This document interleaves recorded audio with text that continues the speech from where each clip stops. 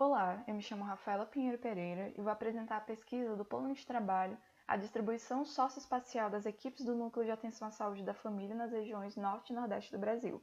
Fui orientada pelo professor Dr. João Paulo Salles Macedo. O NASF é uma equipe multiprofissional e interdisciplinar, e o objetivo dele é dar suporte clínico, sanitário e técnico-pedagógico para as equipes de atenção básica.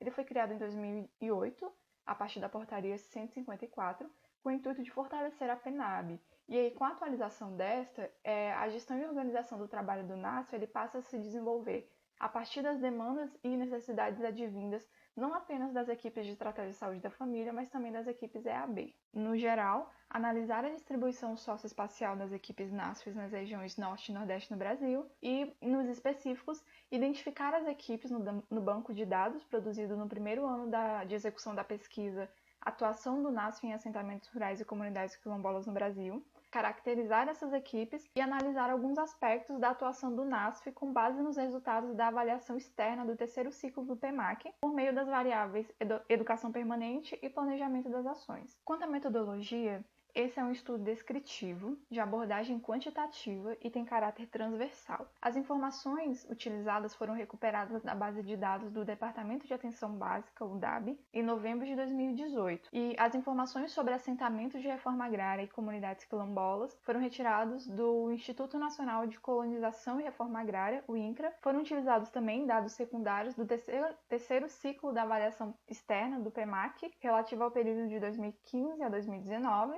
e também usamos o QGIS, em sua versão 3.4, para a construção de mapa temático, e o SPSS para analisar a base de dados. Os nossos resultados eles podem ser situados em 3 pontos. O primeiro deles é a caracterização das equipes NASF em funcionamento nas regiões Norte e Nordeste do Brasil. E aí a tabela 1, ela traz as equipes NASF em funcionamento por regiões brasileiras. A tabela 3, ela traz a presença de equipes NASF nos estados da região Norte. E aí cabe um destaque para Roraima, Amapá e Acre. Já na tabela 5, a gente tem a presença de equipes NASF nos estados da região Nordeste. E aí, nesse caso, o destaque vai para o Piauí e para o Alagoas. O segundo ponto é a caracterização das equipes NASF nos municípios que contam com presença de assentamentos rurais e comunidades quilombolas em seu território de atenção.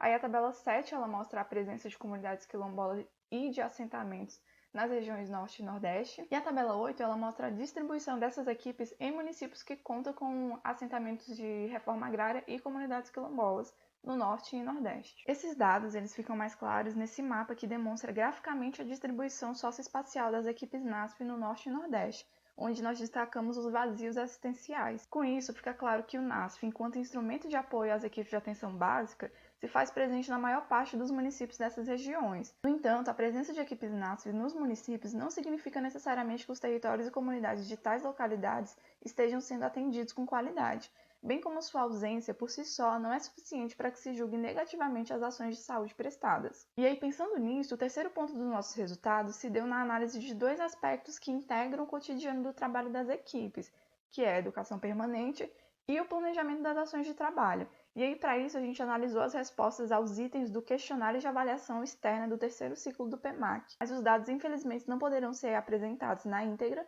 devido ao limitado tempo que nos foi designado para essa apresentação. Nas conclusões, Norte e Nordeste são as que possuem mais equipes NASF em seus territórios, e não apenas devido ao alto número de municípios presentes em cada uma, mas sim a proporcionalidade de equipes em relação a essa quantidade de municípios. São poucos municípios em ambas as regiões que possuem comunidades quilombolas ou assentadas e não possuem modalidades de equipe NASF. Em relação à educação permanente, houve uma baixa oferta de atividades pedagógicas por parte das gestões, o que é negativo quando se pensa em atualização técnico-pedagógica, né? Mas vale lembrar que a educação permanente ela não depende exclusivamente de atividades de educação continuada, mas sim de um processo de trabalho que leva em conta o cotidiano do serviço e as especificidades dos territórios.